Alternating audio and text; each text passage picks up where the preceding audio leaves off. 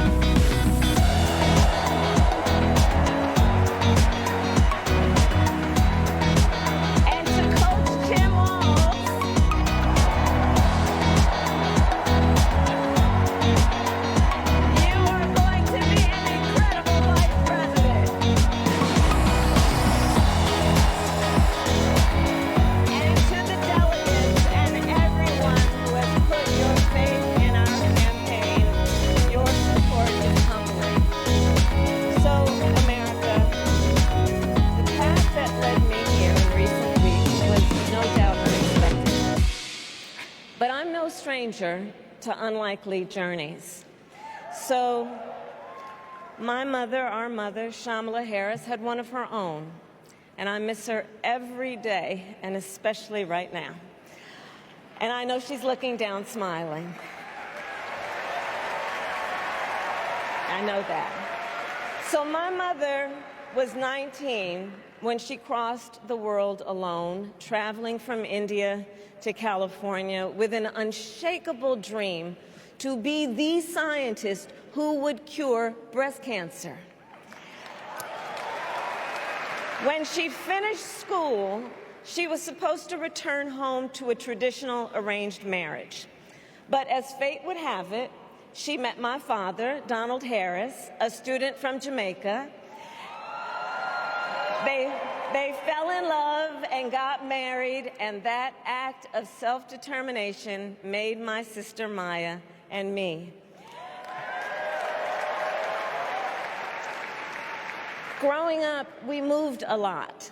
I will always remember that big Mayflower truck packed with all our belongings, ready to go to Illinois, to Wisconsin, and wherever our parents' jobs took us. My early memories of our parents together are very joyful ones. A home filled with laughter and music, Aretha, Coltrane, and Miles.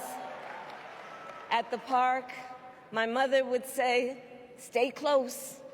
But my father would say, as he smiled, "Run, Kamala, run. Don't be afraid. Don't let anything stop you."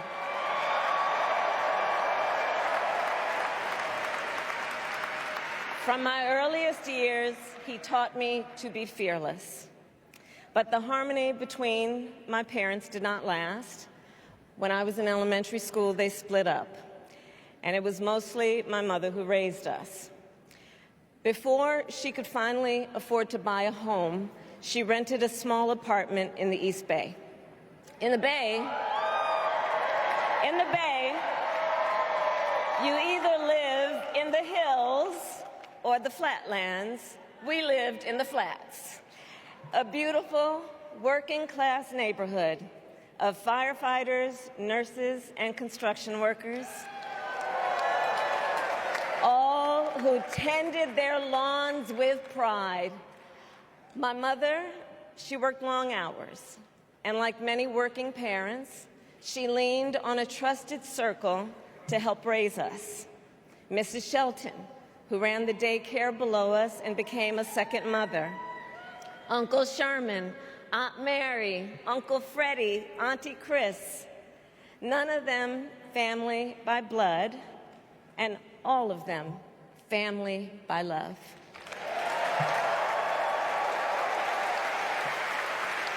Family who taught us how to make gumbo, how to play chess, and sometimes even let us win. Family who loved us, believed in us, and told us we could be anything and do anything.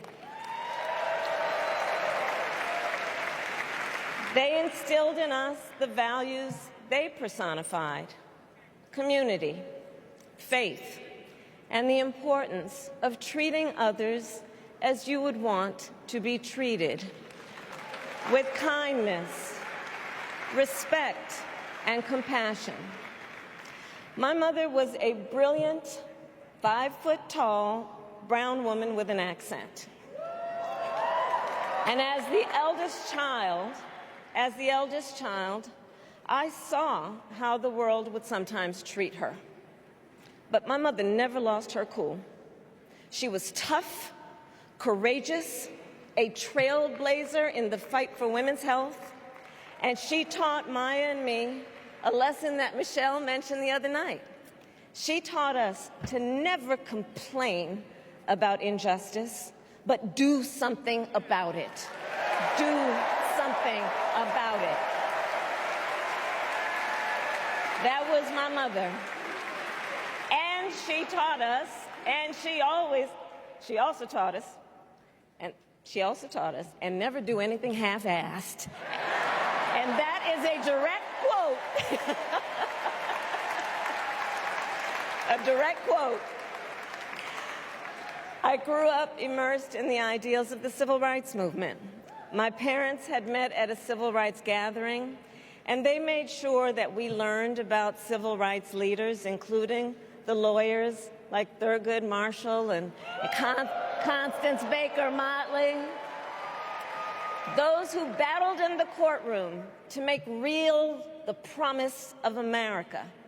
So at a young age, I decided I wanted to do that work. I wanted to be a lawyer. And when it came time to choose the type of law I would pursue, I reflected on a pivotal moment in my life. You see, when I was in high school, I started to notice something about my best friend, Wanda. She was sad at school, and there were times she didn't want to go home. So one day I asked if everything was all right, and she confided in me that she was being sexually abused by her stepfather. And I immediately told her she had to come stay with us, and she did. This is one of the reasons I became a prosecutor, to protect people like Wanda, because I believe everyone has a right to safety, to dignity, and to justice.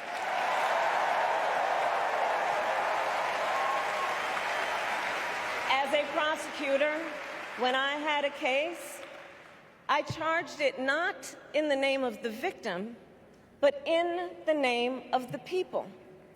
For a simple reason. In our system of justice, a harm against any one of us is a harm against all of us.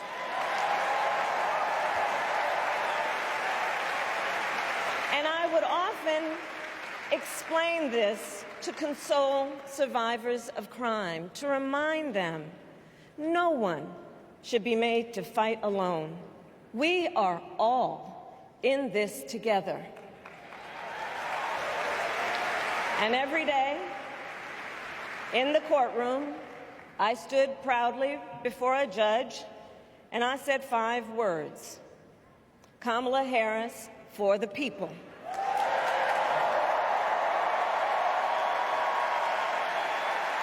And to be clear, my entire career, I've only had one client, the people. And so, on behalf of the people, on behalf of every American, regardless of party, race, gender, or the language your grandmother speaks, on behalf of my mother and everyone who has ever set out on their own unlikely journey, on behalf of Americans like the people I grew up with, people who work hard, chase their dreams, and look out for one another, on behalf of everyone whose story could only be written in the greatest nation on earth, I accept your nomination to be President of the United States of America.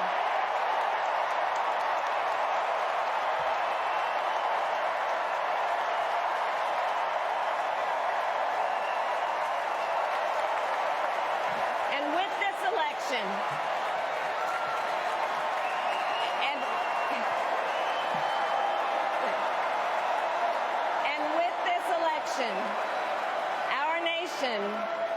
our nation with this election has a precious, fleeting opportunity to move past the bitterness, cynicism, and divisive battles of the past, a chance to chart a new way forward. Not as members of any one party or faction, but as Americans. And let me say, I know there are people of various political views watching tonight, and I want you to know, I promise to be a president for all Americans. You can always trust me to put country above party and self, to hold sacred America's fundamental principles, from the rule of law to free and fair elections to the peaceful transfer of power.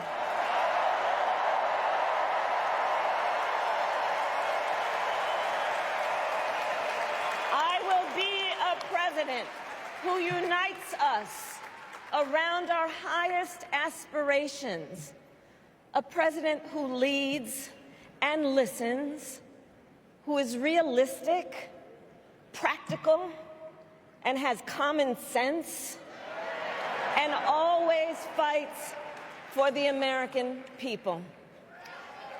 From the courthouse to the White House, that has been my life's work. As a young courtroom prosecutor in Oakland, California, I stood up for women and children against predators who abuse them. As Attorney General of California, I took on the big banks, delivered $20 billion for middle-class families who faced foreclosure, and helped pass a homeowner Bill of Rights, one of the first of its kind in the nation. I stood up for veterans and students being scammed by big for-profit colleges, for workers who are being cheated out of their wages, the wages they were due, for seniors facing elder abuse. I fought against the cartels who traffic in guns and drugs and human beings, who threaten the security of our border and the safety of our communities. And I will tell you, these fights were not easy, and neither were the elections that put me in those offices. We were underestimated at practically every turn, but we never gave up, because the future is always worth fighting for.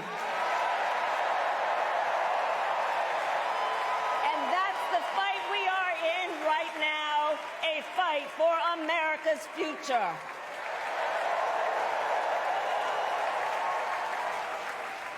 Fellow Americans, this election is not only the most important of our lives, it is one of the most important in the life of our nation. In many ways, Donald Trump is an unserious man. But the consequences of putting Donald Trump back in the White House are extremely serious. Consider not only the chaos and calamity when he was in office, but also the gravity of what has happened since he lost the last election. Donald Trump tried to throw away your votes. When he failed, he sent an armed mob to the United States Capitol, where they assaulted law enforcement officers. When politicians in his own party begged him to call off the mob and send help, he did the opposite. He fanned the flames. And now, for an entirely different set of crimes, he was found guilty of fraud by a jury of everyday Americans, and separately found liable for committing sexual abuse. And consider what he intends to do if we give him power again. Consider his explicit intent to set free violent extremists who assaulted those law enforcement officers at the Capitol. His explicit intent to jail journalists, political opponents, and anyone he sees as the enemy. His explicit intent to deploy our active duty military against our own citizens. Consider the power he will have, especially after the United States Supreme Court just ruled that he would be immune from criminal prosecution. Just imagine Donald Trump with no guardrails, and how he would use the immense powers of the presidency of the United States, not to improve your life, not to strengthen our national security, but to serve the only client he has ever had, himself.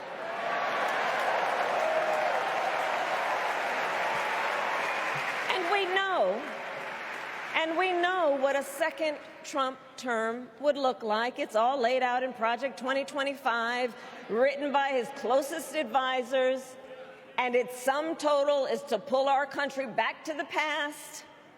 But America, we are not going back. We are not going back. We are not going back. We are not going back to when Donald Trump tried to cut Social Security and Medicare. We are not going back to when he tried to get rid of the Affordable Care Act, when insurance companies could deny people with pre-existing conditions. We are not going to let him eliminate the Department of Education that funds our public schools. We are not going to let him end programs like Head Start that provide preschool and child care for our children. America, we are not going back.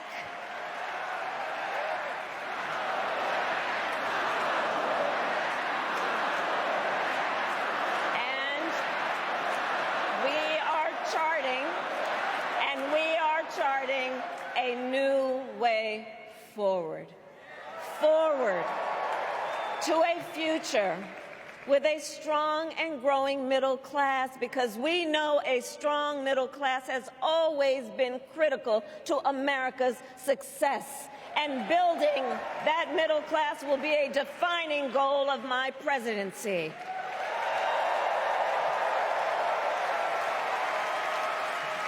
And I'll tell you, this is personal for me. The middle class is where I come from. My mother kept a strict budget. We lived within our means, yet we wanted for little.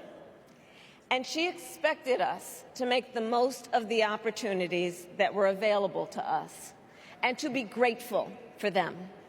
Because, as she taught us, opportunity is not available to everyone. That's why we will create what I call an opportunity economy where everyone has the chance to compete and a chance to succeed. Whether you live in a rural area, small town, or big city. And as president, I will bring together labor and workers and small business owners and entrepreneurs and American companies to create jobs, to grow our economy, and to lower the cost of everyday needs like health care and housing and groceries. We will provide access to capital for small business owners and entrepreneurs and founders. And we will end America's housing shortage and protect Social Security and Medicare. Now compare that to Donald Trump, because I think everyone here knows he doesn't actually fight for the middle class. He doesn't actually fight for the middle class.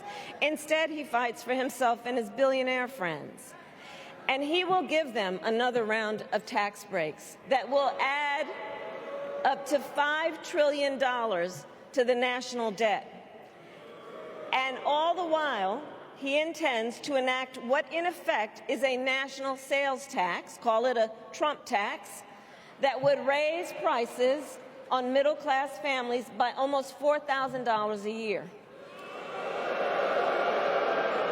Well, instead of a Trump tax hike, we will pass a middle-class tax cut that will benefit more than 100 million Americans.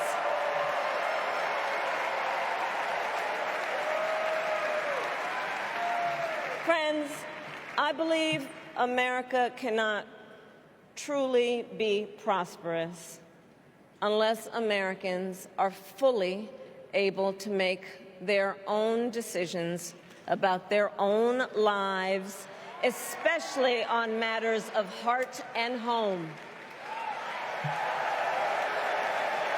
But tonight, in America, too many women are not able to make those decisions. And let's be clear about how we got here. Donald Trump handpicked members of the United States Supreme Court to take away reproductive freedom. And now he brags about it. In his words, quote, "I did it and I'm proud to have done it," end quote. Well, I'll tell you, over the past 2 years, I've traveled across our country, and women have told me their stories. Husbands and fathers have shared theirs. Stories of women miscarrying in a parking lot, developing sepsis, losing the ability to ever again have children, all because doctors are afraid they may go to jail for caring for their patients. Couples just trying to grow their family, cut off in the middle of IVF treatments. Children who have survived sexual assault, potentially being forced to carry a pregnancy to term. This is what's happening in our country because of Donald Trump. And understand, he is not done. As a part of his agenda, he and his allies would limit access to birth control, ban medication abortion, and enact a nationwide abortion ban with or without Congress. And get this, he plans to create a national anti-abortion coordinator and force states to report on women's miscarriages and abortions. Simply put, they are out of their minds.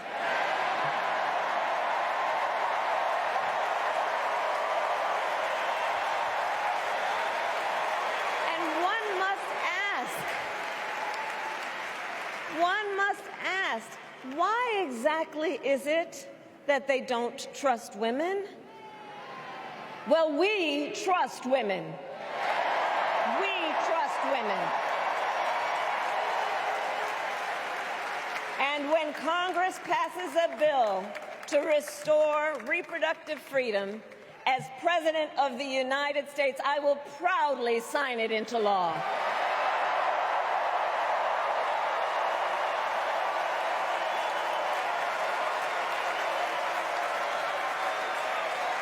In this election, many other fundamental freedoms are at stake. The freedom to live safe from gun violence in our schools, communities, and places of worship. The freedom to love who you love openly and with pride. The freedom to breathe clean air and drink clean water and live free from the pollution that fuels the climate crisis. And the freedom that unlocks all the others, the freedom to vote. With this election, we finally have the opportunity to pass the John Lewis Voting Rights Act and the Freedom to Vote Act.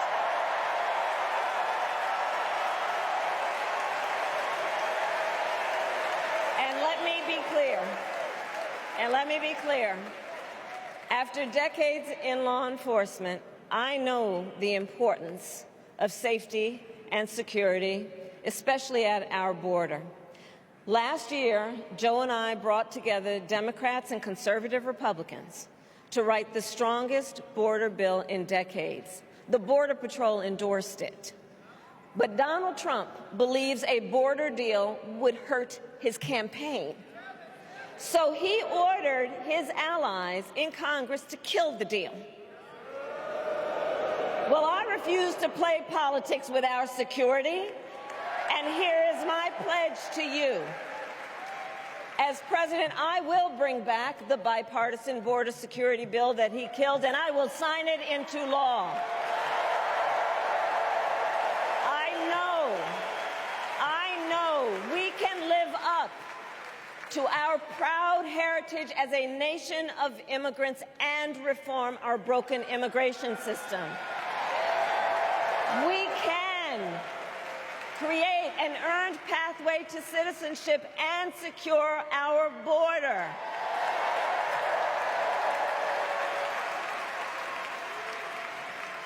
And America, we must also be steadfast in advancing our security and values abroad.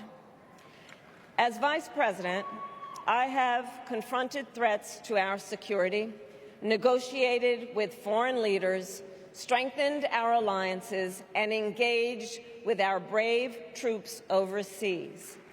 As Commander-in-Chief, I will ensure America always has the strongest, most lethal fighting force in the world,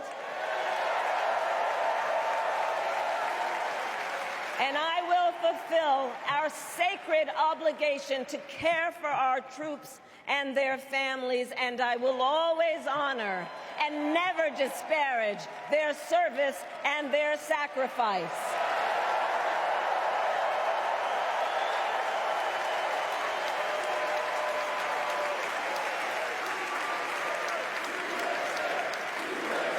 I will make sure that we lead the world into the future on space and artificial intelligence, that America, not China, wins the competition for the 21st century, and that we strengthen, not abdicate, our global leadership. Trump, on the other hand, threatened to abandon NATO. He encouraged Putin to invade our allies, said Russia could, quote, do whatever the hell they want. 5 days before Russia attacked Ukraine, I met with President Zelensky to warn him about Russia's plan to invade. I helped mobilize a global response, over 50 countries, to defend against Putin's aggression. President, I will stand strong with Ukraine and our NATO allies.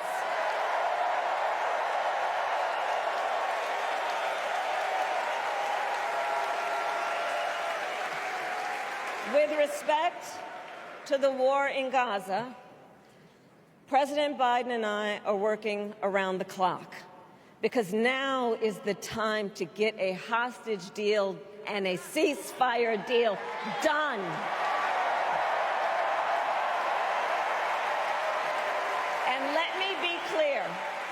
And let me be clear, I will always stand up for Israel's right to defend itself, and I will always ensure Israel has the ability to defend itself, because the people of Israel must never again face the horror that a terrorist organization called Hamas caused on October 7, including unspeakable sexual violence and the massacre of young people at a music festival. At the same time, what has happened in Gaza over the past 10 months is devastating. So many innocent lives lost. Desperate, hungry people fleeing for safety over and over again. The scale of suffering is heartbreaking.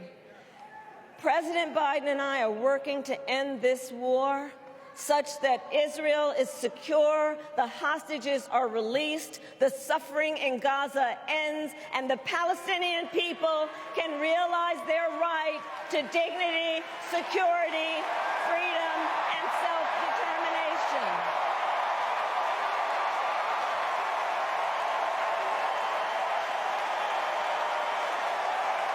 And know this, I will never hesitate to take whatever action is necessary to defend our forces and our interests against Iran and Iran-backed terrorists. I will not cozy up to tyrants and dictators like Kim Jong-un who are rooting for Trump,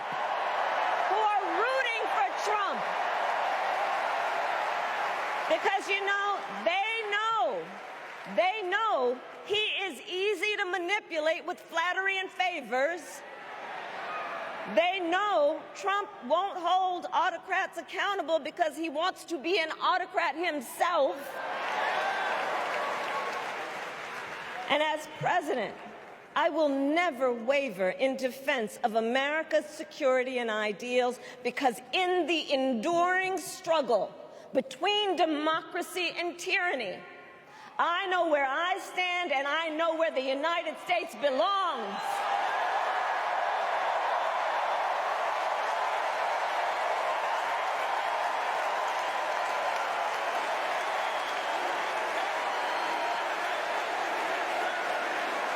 So fellow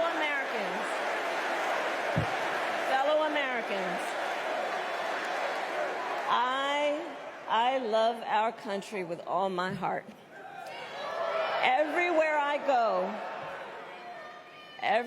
go, in everyone I meet, I see a nation that is ready to move forward, ready for the next step in the incredible journey that is America.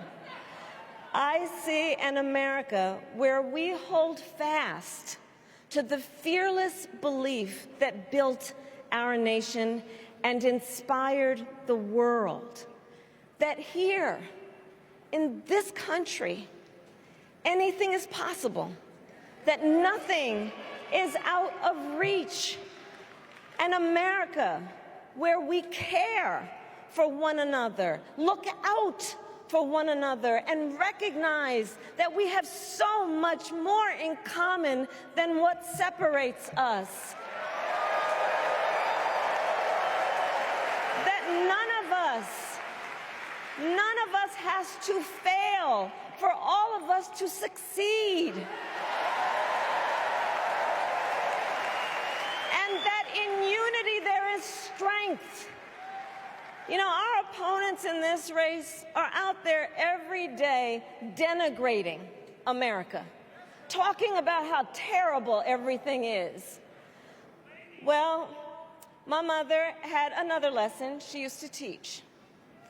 Never let anyone tell you who you are. You show them who you are.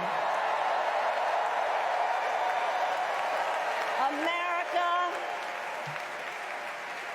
let us show each other and the world who we are and what we stand for. Freedom, opportunity, compassion, dignity, fairness, and endless possibilities.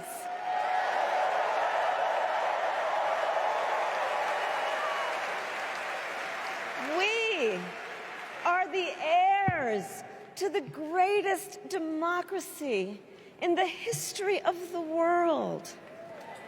And on behalf of our children and our grandchildren and all those who sacrificed so dearly for our freedom and liberty, we must be worthy of this moment.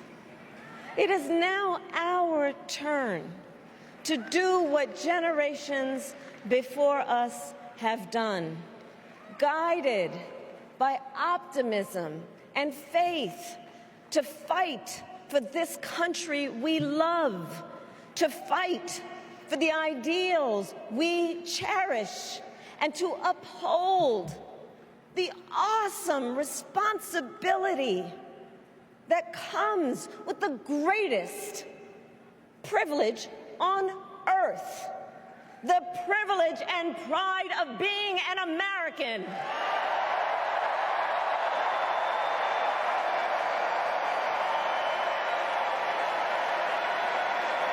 So let's get out there, let's fight for it, let's get out there, let's vote for it, and together, let us write the next great chapter in the most extraordinary story ever